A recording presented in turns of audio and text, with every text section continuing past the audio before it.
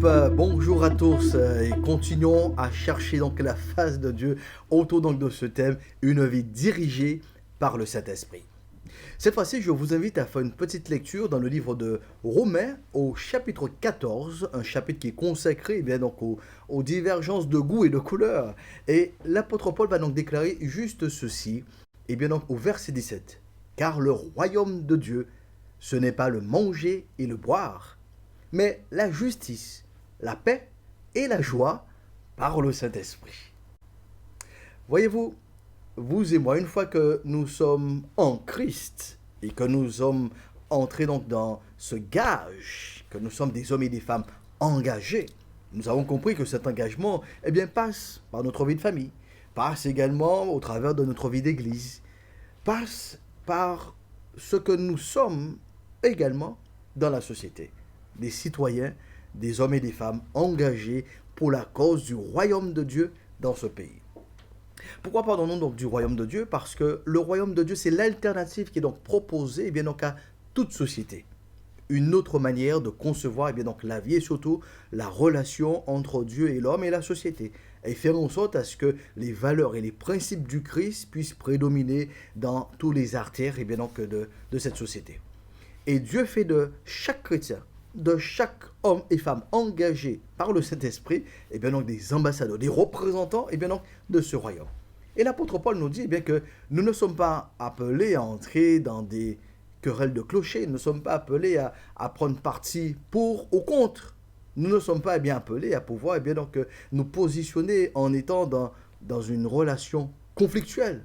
Par contre, et bien au contraire, nous sommes appelés à être donc des ambassadeurs du royaume de Dieu, militant et proposant cette alternative autour de ces trois mots, justice, paix et joie. Voilà donc trois caractéristiques qui doivent donc nous distinguer au sein de cette société et démontrer donc notre engagement en tant que citoyen du royaume de Dieu, en tant que chrétien, dirigé et marchant par le Saint-Esprit.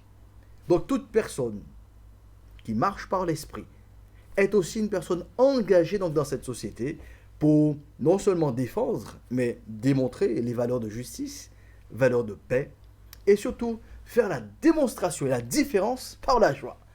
La joie que le Saint-Esprit donc nous donne. Dans une société qui est blasée, une société qui n'a que de mauvaises nouvelles, nous sommes des porteurs de bonnes nouvelles. Et aujourd'hui, j'aimerais nous encourager à ce que nous puissions continuer non seulement la prière, mais continuer aussi notre engagement avec le Seigneur, à avoir une vie dirigée par le Saint-Esprit et qu'elle soit caractérisée par ces trois mots importants, justice, paix et joie. Qu'il en soit donc ainsi pendant cette journée pour chacun de vous. Et pour notre temps d'intercession, je vous invite juste à faire une chose, que nous puissions nous présenter donc devant le Seigneur, lui disant, Seigneur, tu es le Dieu de justice, tu es le Prince de paix, tu es la source de ma joie. Donne-moi aujourd'hui, partout où je passe, dans toutes les relations que je pourrais avoir, les échanges, les conversations, les interactions, que je puisse refléter ta justice, que je puisse refléter donc cette paix incommensurable que toi seul donnes, que je puisse partager cette joie que tu me donnes. Tout simplement parce que je marche et je suis dirigé par le Saint-Esprit. Que je puisse tout simplement refléter Christ tout au long de cette journée, tout au long de cette semaine.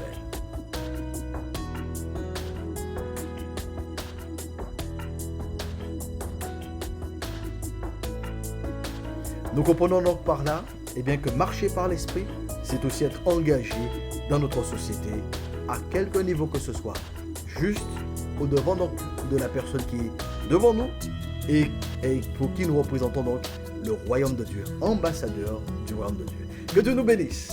Une excellente journée à tous les ambassadeurs et soyons donc de fiers représentants donc de la justice, de la paix et de la joie qui caractérise le royaume de Dieu. La paix de Dieu soit avec vous.